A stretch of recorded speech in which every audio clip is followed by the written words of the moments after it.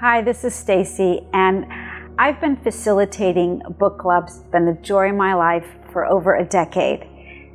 Every so often, though, a blooper is selected. Now, how my book groups work, everyone gets a vote, and I don't fix them. So whatever they pick, we all read. And a lot of times I hear after book group, I never would have read that if it wasn't for book group. And I feel the same way. There's a ton of stuff I would not have read had it not been for our readers bringing these titles to our attention.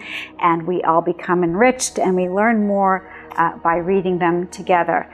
However, there are times where we have selected books, and I think there's probably been several people that would have liked to have bought a voodoo doll and have poked me several times, or have wanted to throw the book through the window, or who have cursed me from the day they started page 1.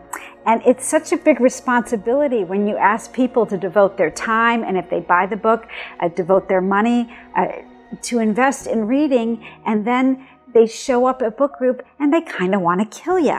So I thought I'd share the wealth and let you know about some of the books that people hate. And I'm not dissing the authors in any way. I'm just sharing with you what I've been through when it comes to facilitating books, and people come into the book group with daggers. All right, so the first book, and many of these I don't have anymore because I want to forget it happened. So I have my nice little notes here. So the first book that I want to talk about, God. All right, so, and I will be vindicated. This book is called A Brief History of 7 Killings. It's by Marlon James, and this is a talented young man out of Jamaica. I learned so much in this book about the history of Jamaica and what's happening to the people of Jamaica, the politics, how America and how the Soviet Union have used Jamaica over the years. Fascinating book. Learned so much. However, the book is written masterfully in the vernacular. It is really difficult to understand what they are saying. So you have to read things over and over again. It's graphic and it's incredibly violent. So you add that all up and you get people who aren't very happy. However, the storyline was fantastic, and I will be vindicated because I believe HBO picked it up and it's going to be a series. So I will have my day in the sun, maybe on a beach in Jamaica. I don't know. So that's A Brief History of 7 Killings by Marlon James. I recommend it if you gird your loins before you open up that first page. All right, so that's that guy. The next book is called Atmospheric Disturbances by Rivka Galchen. That's Galchan. I am not sure if I spelled it properly. However, chances are her cover will be somewhere in this area or in this area, and then you'll be able to see what I'm talking about. This was an incredibly interesting book. However, we could feel the author's pain in every page, and it was a little too much for some people. Authors in their writing sometimes don't realize what they're revealing. And I think in this book with Rivka, and I'm not an analyst or anything like that, I just wanted her to stop writing so I could give her a hug. So that's Atmospheric Disturbances by Rivka, Galchan.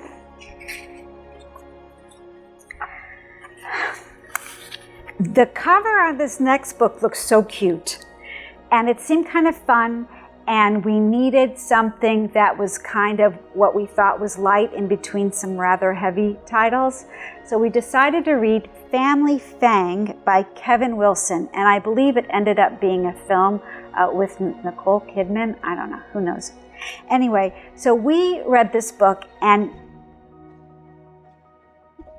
people could not connect or empathize with anyone in the family Fang. And this is basically a story about a family who's, let's just say they're really into public and performance art, kind of like people have those flash mobs and things like that, but much more artistic and rather peculiar.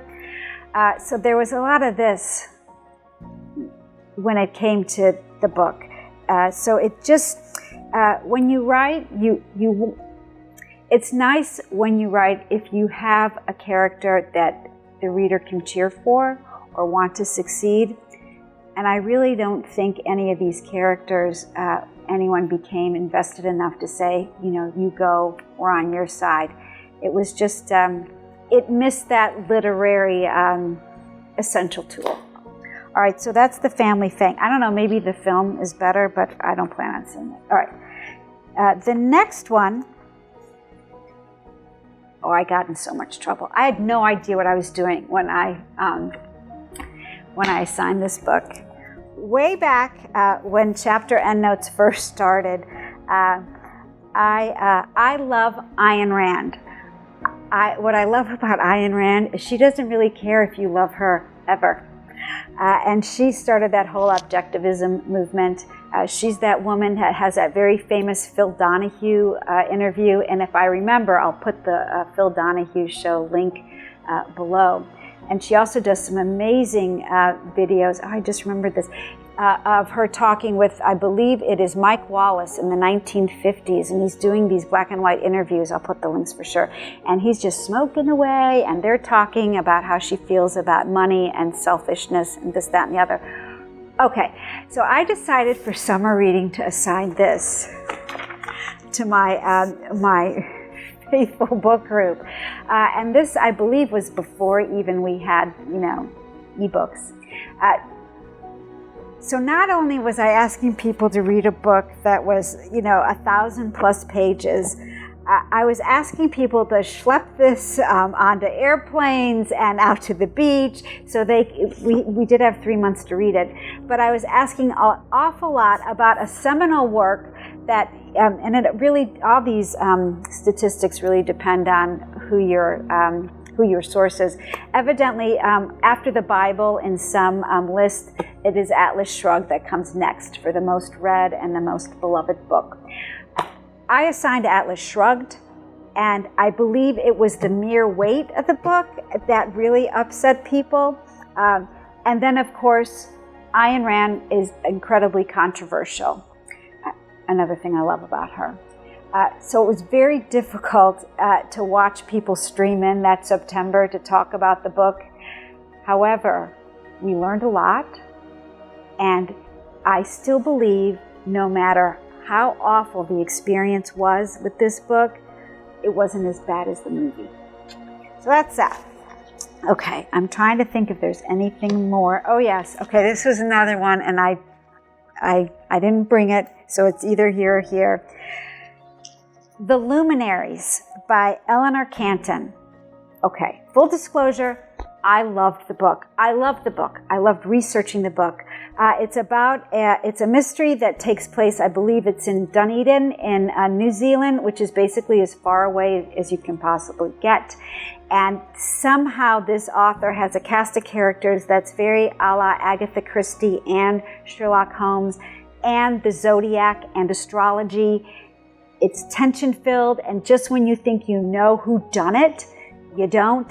And she ties each chapter into the astrology signs, which are also clues to what's going to happen, and also revealing about the characters in each of the, I don't know, was it 1,200 pages, 1,100 page book?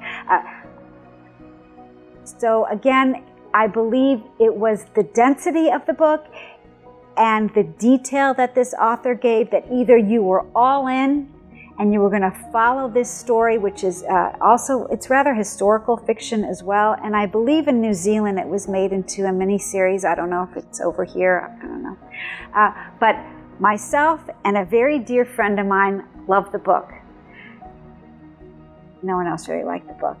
But it has a beautiful cover. So if anything, look at the cover. It's very clever, very creative, and I still recommend the book, but only if you're really ready to take a nosedive into something where you just don't know where you're going to end up. Let me know if you agree or disagree, if you think I've done a horrible thing, or maybe a public service. But I'd like to know about books that maybe you've disliked. And I'd also like to get your feedback on what I've just exposed here, because I find it fascinating that we can all read the same book and have incredibly different emotions that we bring to it. I have a saying, we all bring our own baggage to each book. And frankly, this was rather a long video and I wasn't really sure where it was going to end up. So I believe this is a very good note to end upon. And I would like to say thank you for listening. This is Stacey Goldring.